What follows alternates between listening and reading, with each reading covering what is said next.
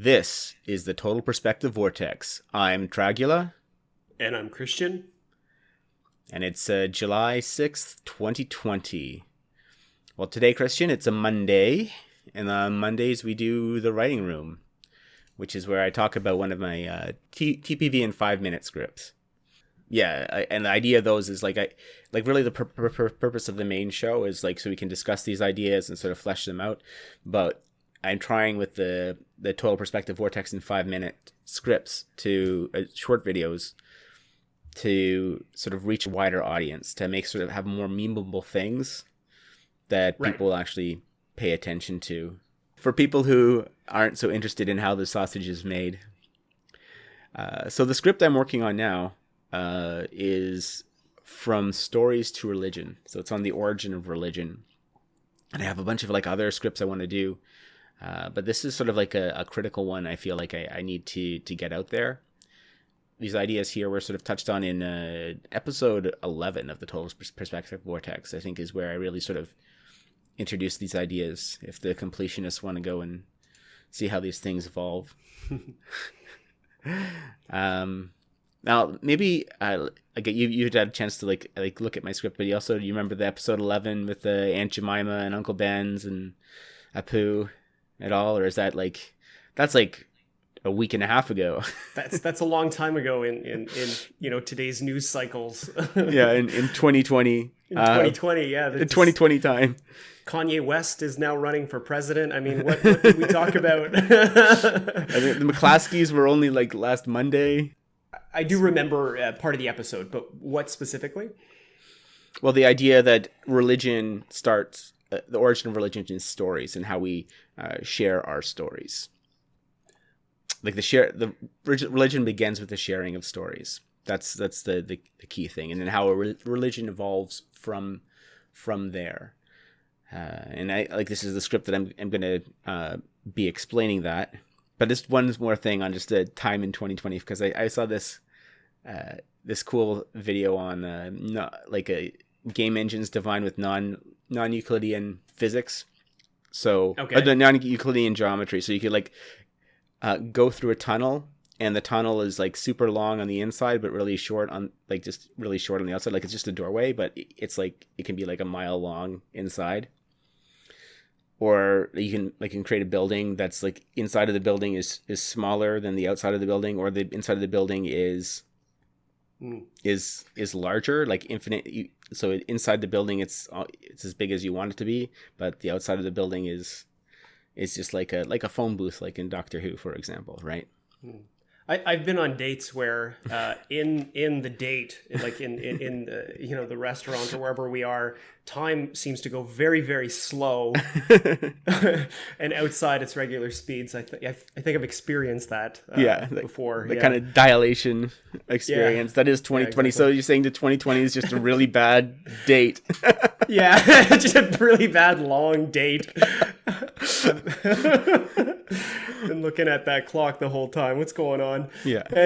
Anyways, all right. So this script is not as done as I'd want it to be, but I'll read my intro to you, and then we'll get into my notes a bit.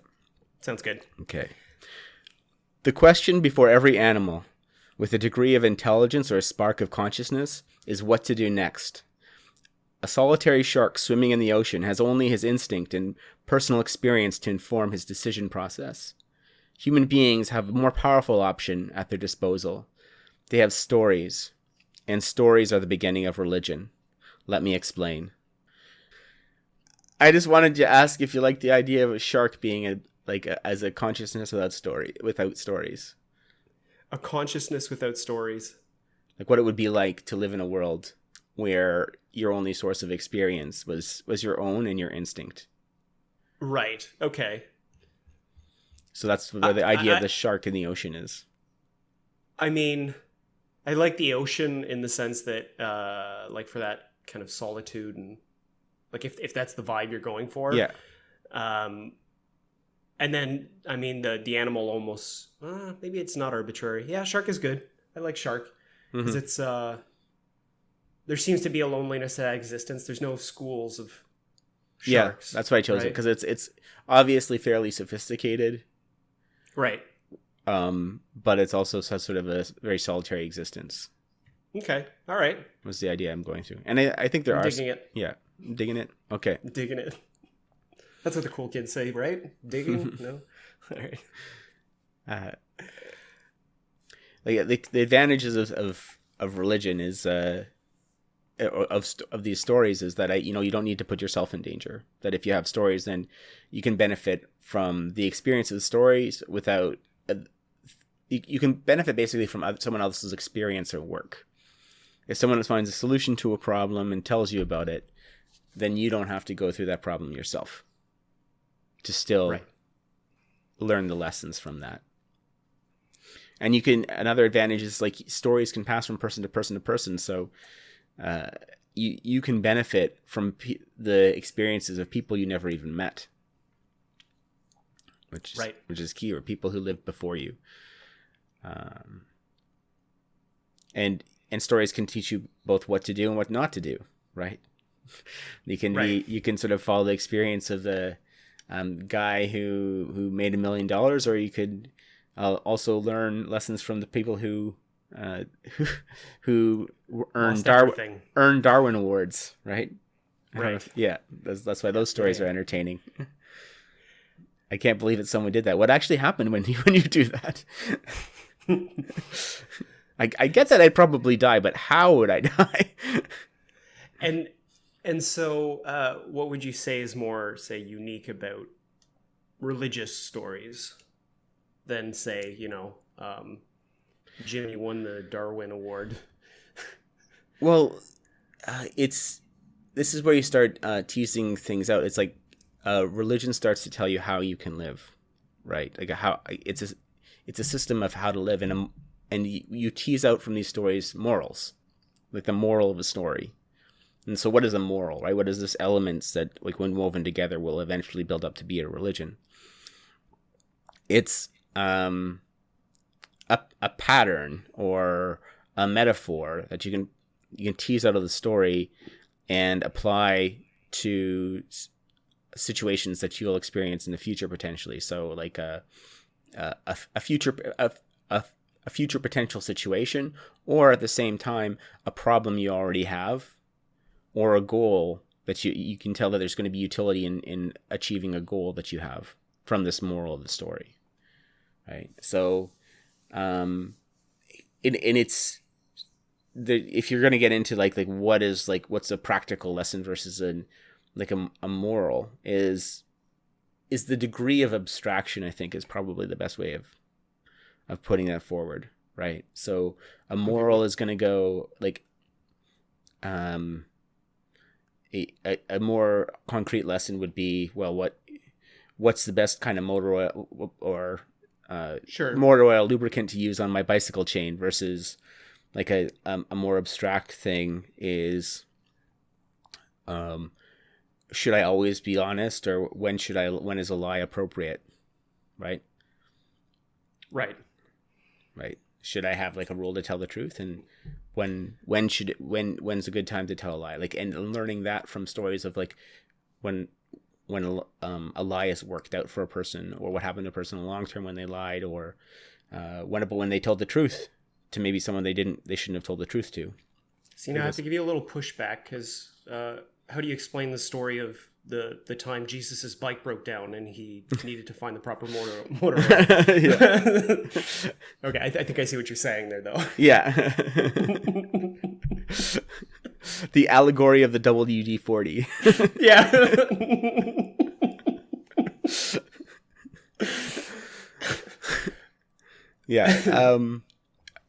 Yeah. So this is the beginning of religion, that the origin is this story sharing, and that's where the power comes from. But of course, there's stories going on all the time, and you have to pick which ones you want to listen to and which ones you don't. And that selection process of when people do something exciting or interesting is the stories we value most, like, especially when those align with our goals. So there's a whole, like, there's people who are successful, like, we want to hear their stories. For example, you want to hear how Wayne Gretzky became the best hockey player of all time, or How Christian got such a luscious beard. Christian got such a luscious beard that people can't Epic. see. Yeah. Yeah. but those are the kind of things. It's like, yeah, like maybe someone's like lost this, one of your friends has lost 20 kilograms, and you're like, okay, well, how did they do that? You're gonna ask them, well, wow, you look great. What did you do? Right. So, this targeting of stories, and then the people who have good stories, is where we go to the sort of the next step of religion, is where you have heroes. Right. So because heroes are people who've done great deeds, or have interesting lives that we feel we can learn from. And that's the origin of a hero. And then if it's someone, especially if you're someone you want to model off of. And the other nice thing is that people in general are good things to bind stories to. So this is actually what happens after someone becomes a hero. The next step, or the next stage in that process of religion developing, is the demigod, or the superhero, or the saint. So the transition occurs because it's a hero is not about the person, at least for most of the people who follow the hero, right? It's the lessons I can derive. It's the stories. It's the morals that I'm more interested in. So the greater the hero, the more we want to hear about those morals, right? That got that hero there.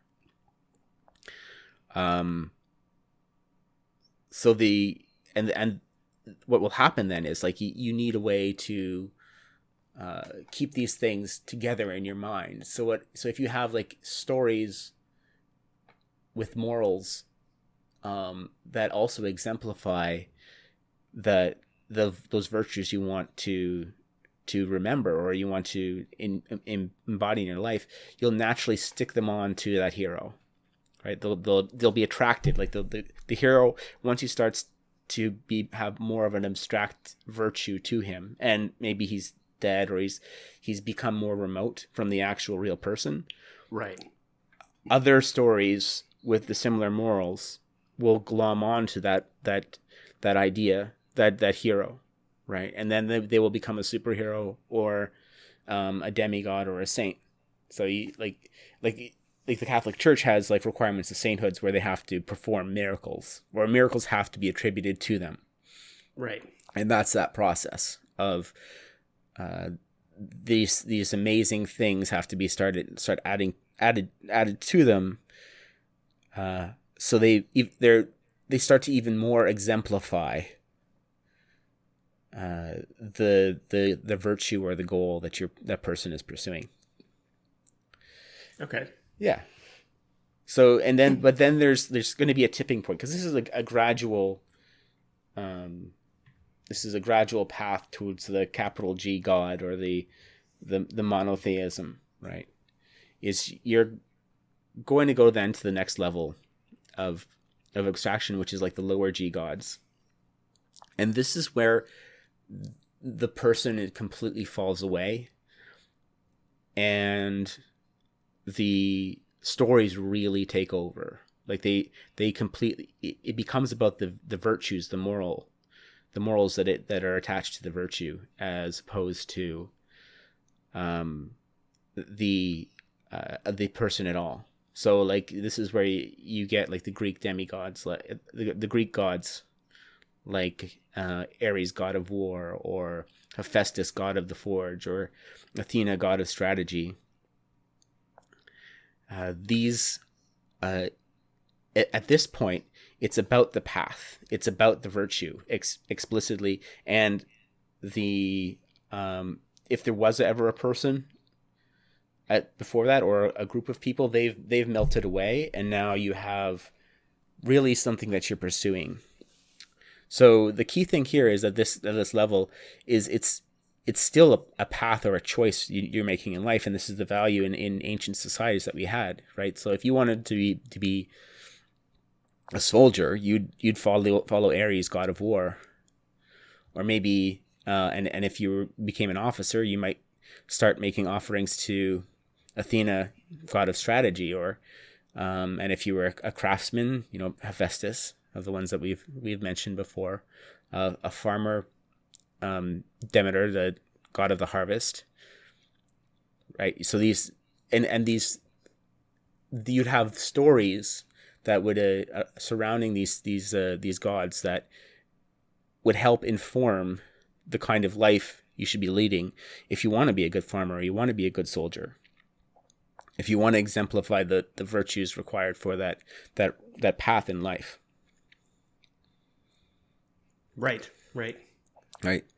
So this is where things really get interesting. So this time, like, you can sort of see that you're always sort of pursuing something real. But then the next level, how we get to the next level, is really you have that moral abstraction process, and you apply it to the gods. So you're really getting at, well, what is the good of all the gods? What do they share? What is the moral of the gods? And this abstraction of the good is how you get to the monotheistic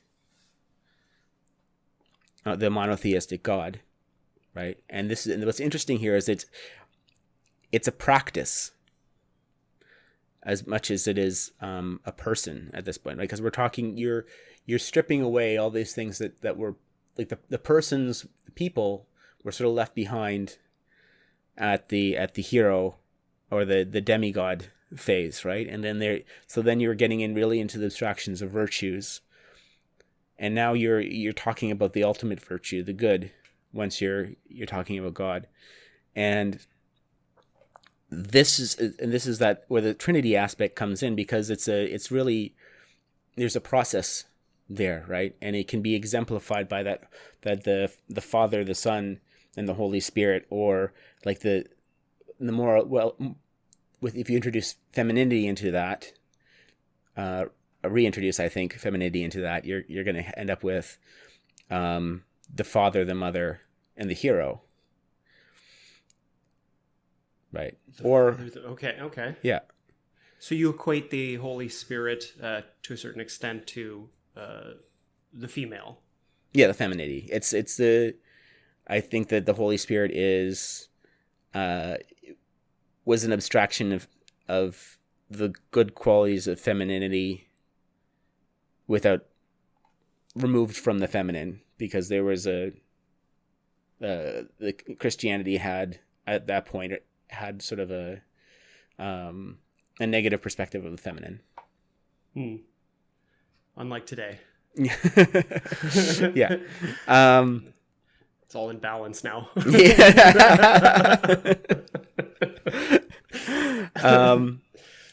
But where was I going? Yeah. So you have and then you can also say that there are virtues that these exemplify, which is what I talk about with the wisdom, compassion, and courage, right? So wisdom is the father. Jordan Peterson, I think, uses culture as to describe that, and then mother is compassion, and Jordan Peterson uses nature. I think he describes that relationship there. That's very Jungian, I think. Yeah, it's the Jungian. Yeah, it's the Jungian connection. And then the hero or the son is courage, or you can also use faith. Right, is because courage and faith are very, very closely related concepts. But this Trinity is there at the top because they represent an iterative loop and the balances of that, right? So the hero rises from the influence of the father and the mother, and actually like learning from their interaction, their challenge, right? So nature and culture, or father and the mother in this card, and we talk about wisdom and compassion in a lot of episodes. But this is the beginning of the child rises to be fully actualized and become a hero, right? And rescues the culture and reveres nature, right? As that restores the balance between order and chaos in the universe. This is an iterative loop process. I think I'm going to keep on reading it. This is what I call like the golden the virtuous loop is what I like to call it. But there's also the vicious spiral. You want to flesh that out a little No, bit? I do not want to flesh that out at this point. This is the problem, is that this script doesn't have a good ending. When I did the racism is racial tribalism, I had like a key point. I wanted to make it 5 minutes. Here, like, I explain this to you, and now suddenly you have like a million more questions. So, like, How do I make a 5-minute episode about that? So, I think I'm gonna have to like cut it off somewhere where I don't really want to cut it off. Well, what are your thoughts? So, you seem to have a conclusion, explaining the virtuous loop. Virtuous loop. Virtuous loop. It could be a fleshing out of that, I suppose. Well, not in 5 minutes, and that takes in 5 minutes, and that takes away the emphasis away from the evolution that I really want to focus on, from story to religion. Okay. So I think I'm probably gonna make it more. I'm gonna talk more about the good, about doing the right thing, because I think that's the way that I keep it aligned. Well, based on our discussion, I think the clear path that you've taken through it is from, you could say, from individuals, or like worthy, or worthy of anyway, you'll find better words, but from the individual to monotheism, something like that, like, because that's the clear path we use to walk through this idea. Mm-hmm. So concluding on monotheism is probably a good place for a 5-minute video. What we've been at this for a little bit now. For a 5-minute video, that's probably where you want to stop. Yeah, I think so. I agree. So, yeah. I think that, but to really hone it and stop it from getting out of control, I think I'm going to try more of doing it from the personal perspective. I'm going to try that approach. So start with that shark, and then sort of like make it into like, well, it's the human being, and sort of do it like the human being do it from the problem solving perspective of like, okay, no, I have a few stories and that's pretty good, but how am I going to remember these stories? Well, and whose stories do I want to pick? Okay, I need heroes. Okay, heroes are great, but I have this memory problem. I found these other stories that don't relate to my hero, but I can just add them to my hero, and that will be, and then I have a superhero or a demigod, right? And I think that's the approach of making it look more of the practical decisions of the person, will give me that logical ending of, okay, now I've arrived at how I live a good life, and I have a religion, right? When I get to the monotheism side of things. So I think we'll try to doing that. Okay. So thank you for this Monday writer's room jam session, Christian. I think it was productive. I think so. We'll need to figure out an intro song. Is that in the cards? I'll leave it up to you. You leave it up to me. It'll be bad if you leave it up to me. You won't be impressed. I'm outsourcing this. You and PewDiePie can come up with something. Come up with something clever. Okay. Yeah, he'll come up with something clever. I'll piggyback off it. Hope he doesn't sue. All right. Make sure to share, like, subscribe, do all that good stuff, and we'll chat tomorrow. Yeah. Take care. Cheers.